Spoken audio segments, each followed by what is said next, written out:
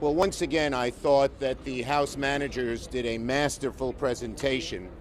It was cogent, it was to the point, and most of all, it's on the relevant facts. Point one, they made it crystal clear you don't need a crime to remove the president under the impeachment clause. Point number two, they made it crystal clear that there was nothing to any kind of allegation into Hunter Biden or Joe Biden doing anything wrong with Burisma. And number three, they made it very clear that it was Russia, not Ukraine, that interfered in our election. We are standing by the 4 witnesses we need and the 4 sets of documents we need. There are no discussions with Republicans. We're not trading. We're not whittling down the list. Those 4 are all very important. And if we want a fair trial, a trial that brings out the evidence, just the facts, the best way to go is the 4 witnesses we've asked for and the 4 documents. I was very surprised that they chose to make Hunter Biden so central to this presentation and to insist over and over and over again that they knew for a fact about the details of what was going on with Burisma and Biden.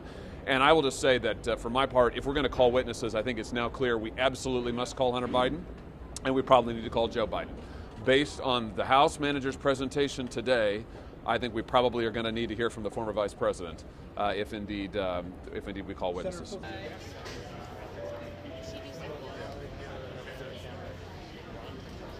I think that all of this has to boil down to the fact that we're in a process where your verdict is binary.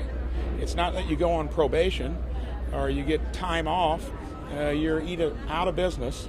And I think Nikki Haley said it best. This is a death sentence for any elected official, and you better have a case, whether you build it broadly through abuse of power or where you build it upon where I'm coming from, is that probably the discussion of all of this wasn't appropriate. It's obviously gotten the president into an entanglement.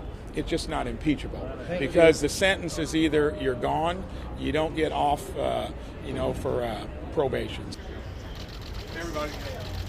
I will assure you this. We will be putting on a vigorous defense of both fact and rebutting what they've said. Our job here is to defend both the president, the office of the presidency, and the Constitution. We're going to do that.